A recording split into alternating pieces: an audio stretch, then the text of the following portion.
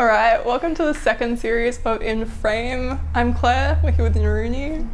Now before we do start, we want to emphasise that we are not trained professionals, we're simply psychology undergraduate students who are wanting to have a chat about this movie. So do you want to introduce it? Yeah, so we watched Batman Returns, which is a pretty interesting film. Yeah, interesting name for the movie. Yeah.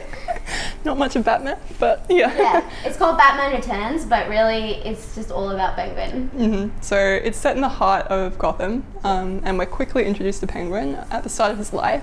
So he's pretty much kept in a cage, neglected by his parents. Eventually they kind of abandon him to live in the sewer, which is fun. And it's kind of set in the time where he's trying to uprise into Gotham, which he uses that by kind of abducting the mayor and Blackmailing. Yeah, blackmailing him into, and they set up a plan to kind of win the hearts of Gotham citizens. Yeah, and he kind of goes up there under the cover that he's looking for his parents, which isn't exactly the case. He's definitely got underlying motives there. We're also introduced to Selina Kyle, who is the Mayor Shrek, his assistant. Yeah. And she kind of goes through a transformation while this is happening. At the start, she's very undervalued, objectified, and she has those thoughts about herself, low self-esteem and stuff like that. Yeah, but throughout the movie, she goes through a bit of a transformation. Definitely, yeah. And we see a bit of Batman here and now. A little bit. We do see the relationship that forms between Batman and Catwoman, more specifically Bruce and Selina, which adds a little bit of spice to the movie. But yeah. Yeah, right. So looking into Penguin, there's also a really important scene at the start. He's basically, as a child, he's kept in a cage and neglected by his parents. Yeah. We also see him eat a cat, which is interesting. He gets no punishment for that, no real acknowledgement, and later he's abandoned into the sewers. So from a behavioural perspective, we look at how behaviours are shaped by conditioning. So one type of conditioning is operant conditioning. So rewards and punishments kind of shape how we behave. And applying that to that scene, he wasn't really punished or given attention for him eating a cat and stuff like that. Looking later in his life, when he does do things like bite the man's nose, he does get attention. It may not be the most positive, but when we look back at his childhood, it may be positive for him because attention is attention, and he was kind of deprived of that as a kid. Yeah, and that is mainly what he wants in going into Gotham as well, as the attention. We can also link those two situations that you mentioned as well. Him, when he was younger, he didn't really receive any punishment for him eating a cat. And so that lack of punishment, whereas where there would be punishment, he probably would have ceased that kind of behaviour. But as there was no punishment, he kind of continued it through to adulthood, which we can directly see when he bites off the man's nose. I do think it's really important that you looked at the behavioural side of things. But another kind of take we can take on his behaviour is the sociocultural approach. So I don't know if you've heard of Vygotsky. Not much, yeah, he's the father of the sociocultural approach. So he basically emphasizes how somebody's environment and their social situation can impact on their behavior and their development growing up as well. So for Penguin, he was raised in a sewer where there is probably not very much enrichment, not very much stimulation. And so he just didn't really acquire as much of the abilities that somebody else possibly would if they grew up in a different situation with role models and guardians that taught them things. And so we see this later as well through his antisocial behaviour, through his aggression, through his lack of remorse, which is just very normal to us, to most of us to have. We can just also see the impact of the environment on his character because of his very different social mores to what the other people of Gotham have. He bites off a man's nose and he thinks it's just normal, whereas we would not, probably. Yeah. And he eats raw fish. We wouldn't do that unless we want salmonella. So it's just very different to what someone else would have experienced. Right, so we've talked a lot about the external impact on Penguin in terms of stimuli, but we haven't really delved into more unconscious motives. So if we look at more of a psychoanalytical perspective by Freud, who we know and love. Yes. Yeah. One pretty big part of Penguin is that he's got this trauma with his parents, which may have been repressed in a way to deal with what he's going through. But a big part is also denial. Yeah. You know, he's like looking for his parents, whether it's true or not. If you take it at face value, he is, even though they've kind of abandoned him. Yeah. Another defense mechanism he's often using is displacement. So that involves, you know, feelings coming from one source and projecting those feelings onto another, more safe source. So he uses that a lot in terms of his anger. Yeah. A lot. Yeah, so he's pretty aggressive towards other people, which may stem from a psychoanalytical perspective from his parents. When he bites people's noses off, stuff like that. Yeah. In terms of displacement as well, he's kind of looking for love and adoration. From the citizens of Gotham. In that he's running for mayor, he's trying to project like a really holy kind of personality. So he's respected and adored, which he didn't really get from his parents. So he may be displacing that need that he needed from his parents onto citizens of Gotham. Yeah, definitely. And I think Freud also talked about fixation as well, which I think fixation, especially in the phallic stage of development, which is when somebody really develops a connection to their parent of the opposite gender. Penguin didn't really have that growing up since he was abandoned basically when he was a baby. And so his lack of that connection would have led to this fixation in that stage, which we can see through his inability to interact with people efficiently and his lack of social interactions that are appropriate, and just really bad relationships with people as well. Yeah, sure. Just adding on to the psychoanalytic theory as well, we could also look at it from a cognitive psychological approach. So basically that a person's mental processes as well as memories, perceptions and expectations can affect someone's behaviour. So for Penguin, that would really be a lot of his memories of his trauma, of the alienation he experienced in childhood. Those would definitely have experienced him either unconsciously or consciously later on in life, and that includes his anger to people as well as just his bad interactions with people too.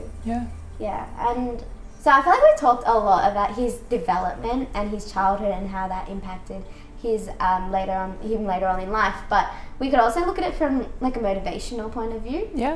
So I know specifically Maslow's hierarchy of needs. We've learned about that this year, right?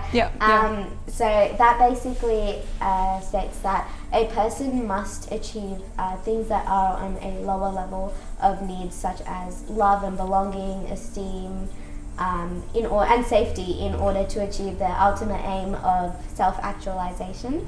So for Penguin, he is also on this journey just as anybody else would be, and I feel like he would be in the stage of like yearning for love and belonging. Because he's just searching and he's just wanting for the adoration of people. And that's the main reason why he goes up to Gotham in the first place. And I mean, he spent so long looking for his safety needs, being so young and like in a sewer. So that he can only get to that love and belonging stage at this point in his life. Definitely. Okay, so we've talked a lot about Penguin. Should we go into Selina Kyle? Thank God. So Selina Kyle is the assistant of Max Schreck, who's the mayor. She goes through a big transformation. She's also Catwoman, which we all know her as. And Catwoman's kind of a femme fatale Femme fatales are kind of characters that are mysterious but seductive. They use charms to ensnare their lovers into compromising or dangerous situations. I feel like she is literally the perfect embodiment of the archetype of a femme fatale. You can see it various times in the movie, like especially when she becomes Catwoman.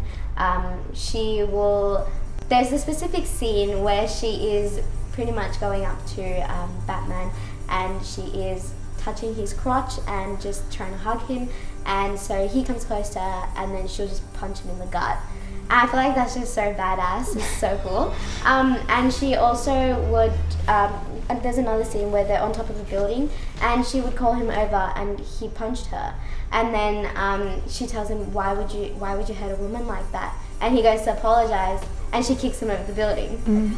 So yeah, I feel like she's the perfect embodiment of that. Yeah, and she definitely had to go through a big transformation throughout this movie to get to that. Yeah, because at the start she was very devalued.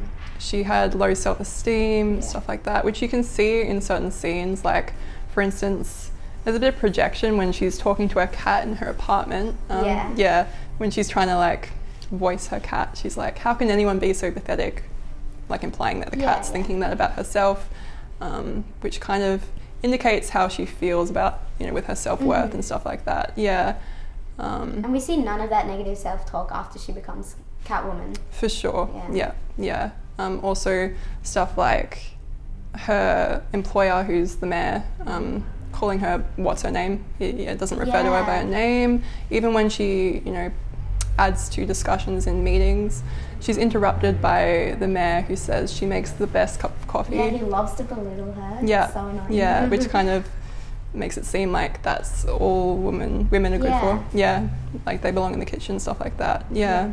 Like, psychologically speaking, which part of the transformation, like what do you think happened there? Okay, so I think for me, the specific scene where her transformation takes place is when Shrek pushes her over the building trying to kill her. And to me, Selina Kyle dies at that moment, and that's the death of Selina Kyle. But when the cats come and kind of like revive her, I feel like that's the birth of Catwoman. So it's just it literally just shows her transformation. But I still think that she kind of leans towards it earlier on in the movie as well, because there is a moment where there is an attack going on by the circus gang. I think it's called the Red Triangle Gang. And she finds a taser, and this is like exactly after she talks about how the men in her life are devaluing her and not taking her seriously. She uses a taser and she tases someone who is on the floor. And I feel like that's the moment where she really just realizes her power and that she has it in herself. And then when she is reborn as Catwoman, it's just a complete transformation of her character. Yeah, and there were definitely aspects of that in her personality before. But yeah, you can see, I think she gets a voicemail that is advertising Gotham Lady perfume, kind of, appealing to just beauty standards and nothing really about her personality. She kind of cracks about that. Yeah, she got so mad. So she starts stabbing her soft toys, right? Yeah, what happens there? She just went so angry at it. I think it was just her completely denying and rejecting the societal standard for women at the time, which was just to be good at cooking, to look pretty, and just, I think even in the movie, Penguin also mentions that women are just homemakers. Yeah. And that's kind of what she's rejecting, that's the idea that she wants to reject, and show that women are so much more. There's a lot of contrast between Penguin and Selina Kyle. Yes, definitely. Especially since Penguin's kind of presented as the villain in this film, it kind of appeals to the feminist audience. And also, I don't know if you noticed, but there's like a little detail in there where in her apartment she has some like neon lights up, and at the start of the movie it says hello there, but towards the end of the movie, after her transformation occurs, she's changed it to healthier. Yeah, it's just so cool. Yeah, really symbolic. She also starts stabbing her soft toys, right? Which kind of symbolizes her getting rid of her youth, all things that are kind of to be pretty and pleasing. Stuff like that. Okay, so as much as we roasted the name of this movie, I still feel like it was really interesting to see it from Penguin's point of view instead of always just seeing it from Batman's side of things. And I feel like it was a really interesting and a really good addition to the Batman universe, right? Yeah, for sure. Definitely some interesting characters. Yes.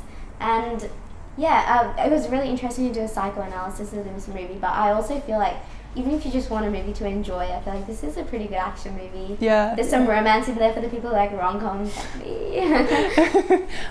So let us know your favourite parts, stuff like that, what you enjoyed most. Yes, definitely. And don't forget to like this video if you enjoyed it, and subscribe if you want to see more. And let us know if you want us to do any more psychoanalysis on any other movies. Yes. Yeah. Thank you. Thanks, guys.